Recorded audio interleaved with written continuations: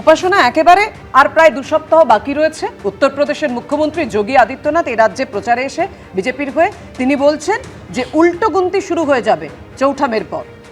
দেখুন, আমি ওনাকে সর্বপ্রথম অনুরোধ করব যে 4 মেতে যাতে উনি বাংলায় থাকতে পারেন, কারণ আমাদের তরফ থেকে ওনার কাজ পর্যন্ত সবুজ রসগোল্লাটা পাঠাতে আমরা সকলেই বেশ ইচ্ছুক। এবং এই কথাগুলো যখন বলছি, বিশ্বাস করুন প্রত্যেকটা ক্ষেত্রে আমরা দেখেছি যে বিজেপির বিভিন্ন নেতারা বাংলায় আসেন, বক্তব্য রাখেন, তার পরবর্তীতে বাংলা থেকে বিদায় নেয়। আর হ্যাঁ, বাংলার মিষ্টি, রসগোল্লা এবং বিভিন্ন খাবার দাবার খাওয়ার পরবর্তীতে আমরা বরাবরই বাঙালিরা একটা জিনিস স্পষ্ট করে দিয়েছি যে আপনারা আসুন, আপনারা খাবার দাবার খান এবং তার পরবর্তীতে বিদায় নিন। কিন্তু যদি আপনারা মনে করেন যে বাঙালি তাদের শিরদাঁড়া আপনাদের সামনে বিক্রি করবে বা আপনাদের সামনে নত করবে, মাথা নত করবে, সেই জিনিসটা কিন্তু হবে না। প্রত্যেকটা ক্ষেত্রে যখন বিজেপি এসছে, বক্তব্য রেখেছে, আমাদের সকলের সামনে একটা গাজর ধরিয়ে আমাদেরকে মনে করেছে যে আমরা সেই দিকে হেঁটে যাব। কিন্তু বাঙালি বেশ সচেতন, বাংলার প্রত্যেকটা নাগরিক বেশ সচেতন, এবং তাই জন্যেই যে ওমেন রিজার্ভেশন বিলের মুখোশ পরিয়ে তার পরবর্তীতে যে বিল তারা পাশ করানোর চেষ্টা করছিল, সেই জিনিসটা আবারও মুখ থুবড়ে পড়লো। এবং আবারও আমি বলে দিচ্ছি যে মর্নিং শোজ দ্য ডে, তাই সমানভাবে খুব দ্রুতগতিতেই আমরা দেখব 4 তারিখ, যেই নিয়ে উনি বক্তব্য রাখছেন, 4 তারিখ কিন্তু ওনাকে বাংলা থেকে বিদায় নিতে হবে। আমি বিমলদার কাছে যাব। বিমলদা, মমতা বন্দ্যোপাধ্যায় স্পষ্ট বলছেন আপনারা যা করার করে নিন, মানুষ এবার বদলা নেবে। মানুষ তো বদলা নেবেই, নিশ্চয়ই নেবে, বারণ কে করেছে? সব কিছু তো মানুষের ওপর নির্ভর করছে। তো মানুষ যদি বদলা নিতে শুরু করে তার কি পরিণতি হয়, ছোট্ট একটা ঘটনা বলি। বাস ভর্তি মানুষ আসছিল ব্রিগেডে, যে ঐতিহাসিক ব্রিগেড করেছিল ভারতীয় জনতা পার্টি।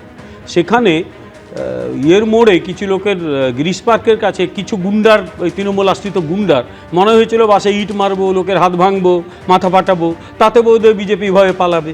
বিজেপি ভয়ে পালায়নি। বিজেপির লোকগুলো নামলো, পাশাপাশি যারা রাস্তাঘাটে ছিল, সবজি বেচছিল, দোকান দিয়েছিল, তারা লাঠি নিয়ে তেড়ে এলো। বলে এদের তো বড্ড বাড় বেড়েছে লোকগুলোর। আর যারা মারপিট করছিল বীর পুঙ্গবরা, তৃণমূলী পুঙ্গবরা ঘরে ঢুকে গেল। আর মন্ত্রী থরথর করে কাঁপছিলেন। আর হাতে তো সরকার, হাতে পুলিশ, তাতেই একেবারে গলা শুকিয়ে যাচ্ছে, থরথর করে কাঁপছেন যোগী আদিত্যনাথ। আমি কিন্তু শেষ কথা বলার মাঝখানে বলি না, কিন্তু আমি বলা শুরু করলে কেউ কথা বলতে পারবে না। এখন নিজের সময় বলাটা ভালো, নিজের সময় কথা বলাটা ভালো। তো বললাম, এত কথা বলার কি আছে? তুমি থামাও, নইলে আমি বন্ধ করছি।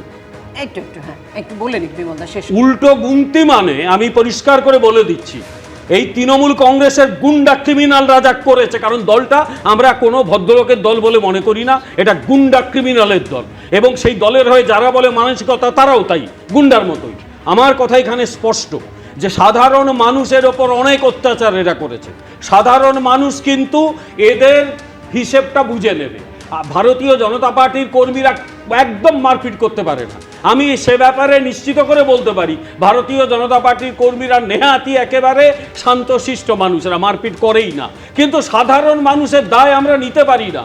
সাধারণ মানুষের ওপর প্রতিটি জীবনের ক্ষেত্রে, বাড়ি তৈরি করতে গিয়ে তোলা আদায় হয়েছে, চাকরি করতে গিয়ে এরা তোলা নিয়েছে, প্রত্যেক বাড়িতে ঢুকেছে। ঠিক সিপিএম যে কাণ্ড করতো, এরা তার চেয়ে বেশি করেছে। ফলে সাধারণ মানুষের যে আক্রোশ আছে, সেই আক্রোশ এদের ওপর আছড়ে পড়বে। শুধু 4 মেটা যাক, তারপরে কি হবে এই চ্যানেলে বসে কজন গলা তোলে আমি দেখব। এবিপি আনন্দ, এগিয়ে থাকে, এগিয়ে রাখে।